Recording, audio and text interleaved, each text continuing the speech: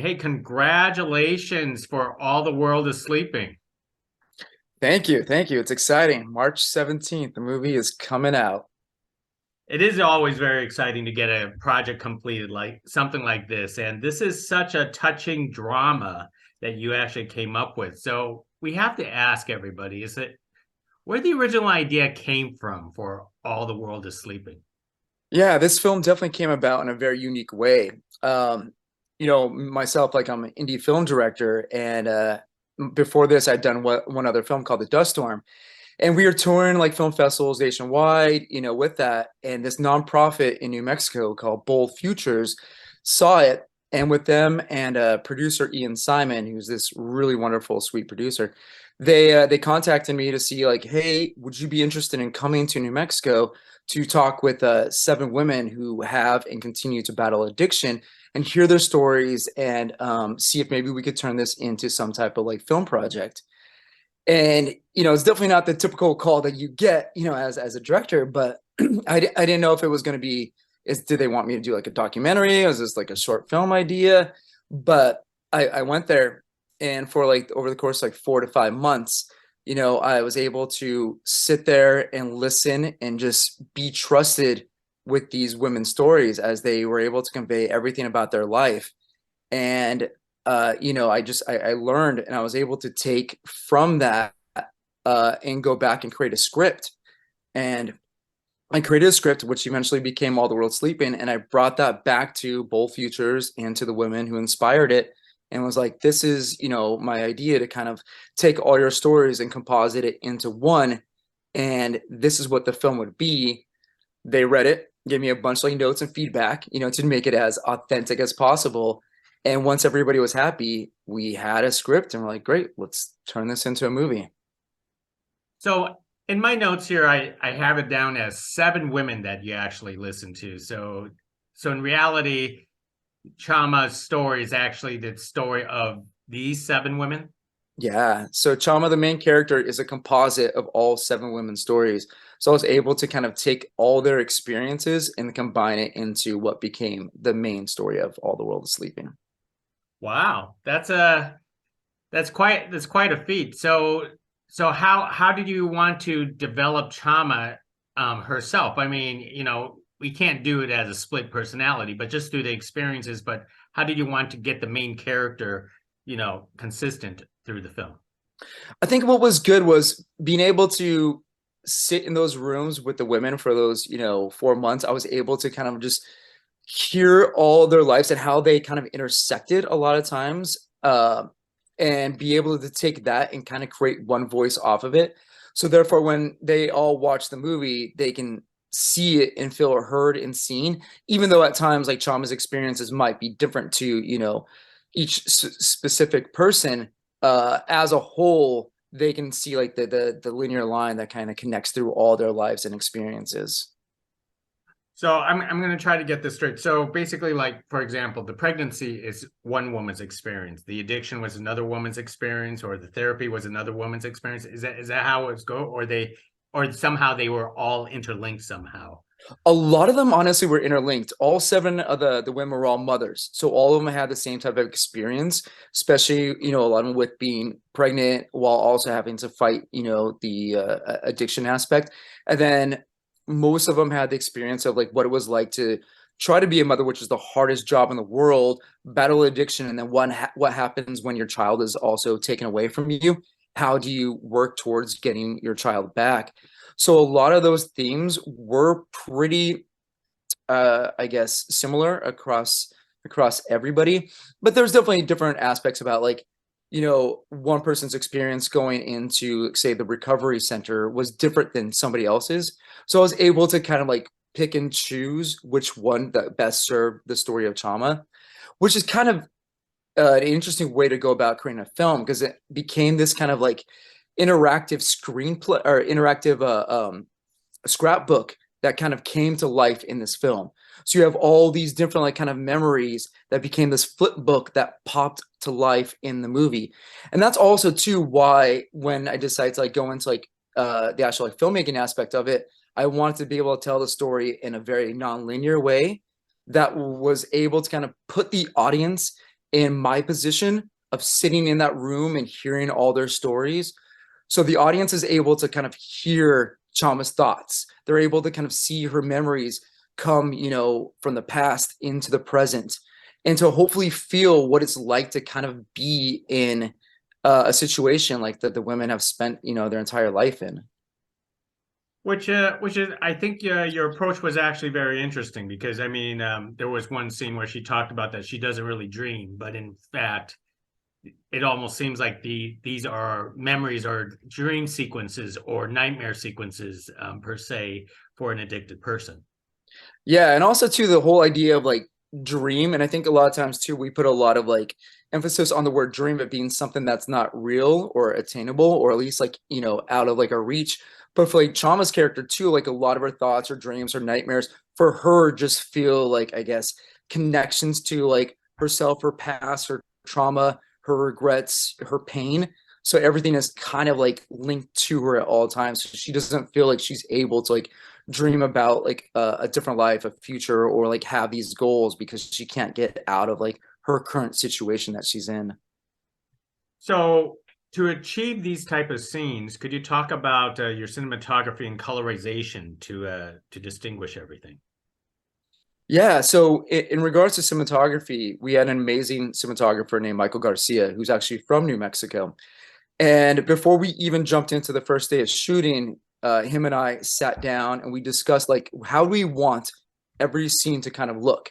Because since it is not a linear story, we have moments of her in her present day, her in the past, maybe 5 years ago, her in the past as a child, and then also too like in her mental state when she's using or she's withdrawing or she's sober.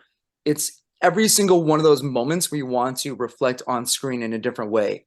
So when we are creating the imagery of the flashbacks, we looked at it as like a photograph. The older the memory was, the more, I guess, desaturated the photograph would become.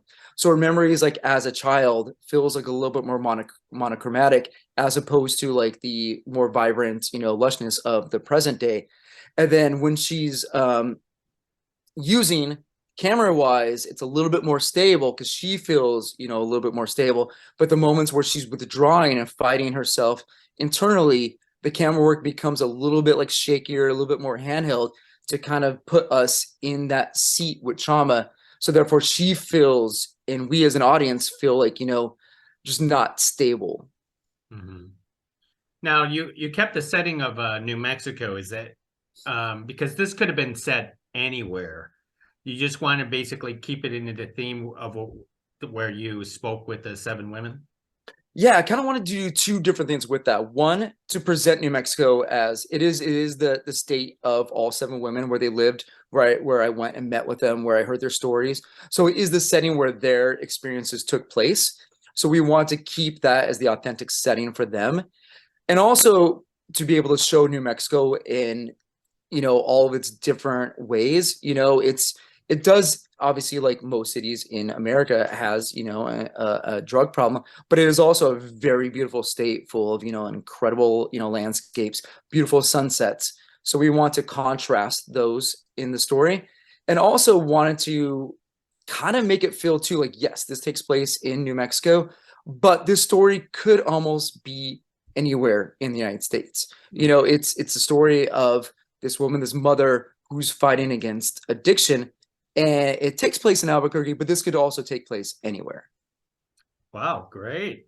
Now, of course, in a drama like this, you have to find that perfect actress to anchor the Yeah. whole story. And you found it with Melissa Barrera, which I think between your movie and the other movie that's coming out this weekend, she's having a pretty good month. But tell us how Melissa is just perfect for this role because it's quite the opposite of what she's appearing in Scream this weekend.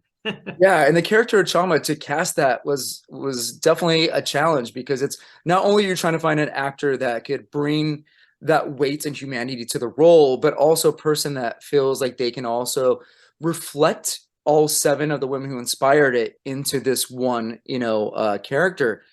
And when you go through the audition process, it's like you're looking for something, but realistically, you're looking for like this spark that just like jumps out at you and just makes internally like this is the right person.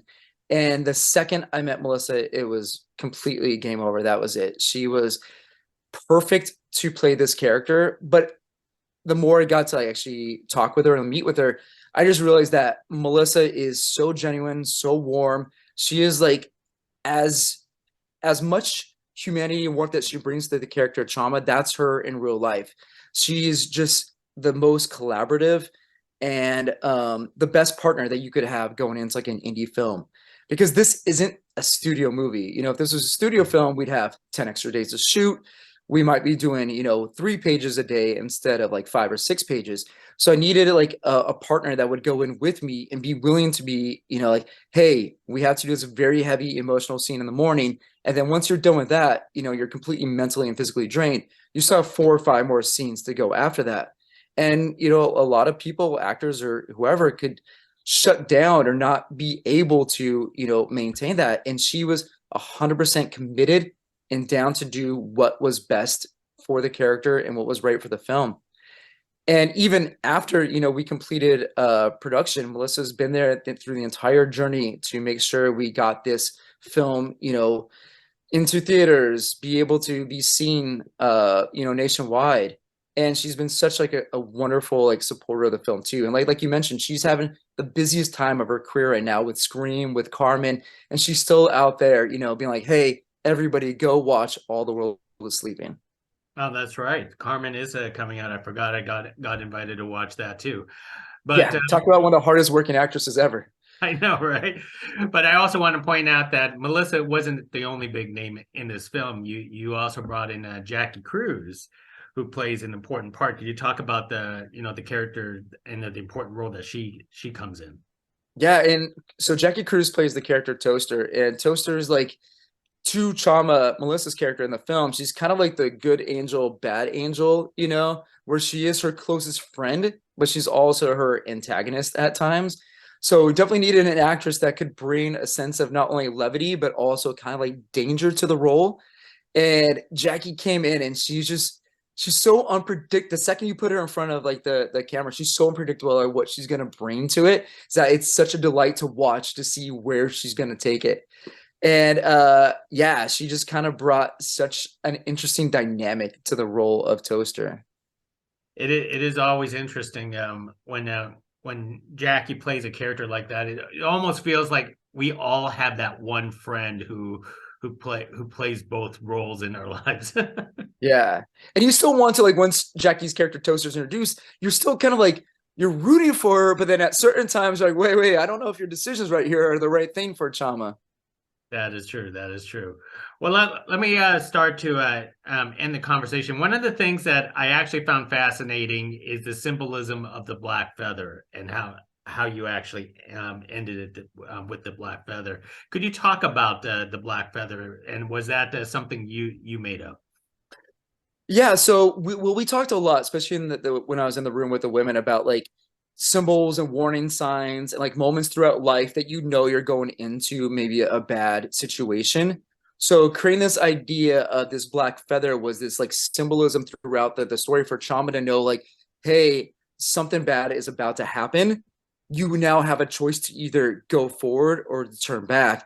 So therefore, like even as we get towards the conclusion of the film, we want to like still present the idea of this story never ends. Addiction is never completely over. She's always going to have this constant struggle day in and day out to have to fight against, the urge, the need. And the black feather kind of became the symbol of that throughout this film. I know. I felt like going, gosh, this is never going to end for this for Chama, which is can never get that happy ending somehow, but that it's always a struggle.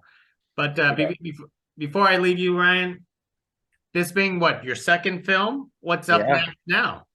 So yeah, so with this movie coming out March 17th, now we're prepping for the next movie. So hopefully we'll get that off the ground by the end of this year. And my goal is just to kind of keep creating like interesting stories that hopefully get people talking about them afterwards.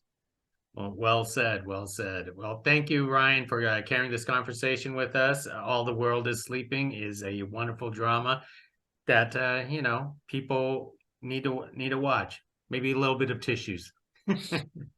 Thanks for having me. This has been great. Hey, thank you. Appreciate it. Next time.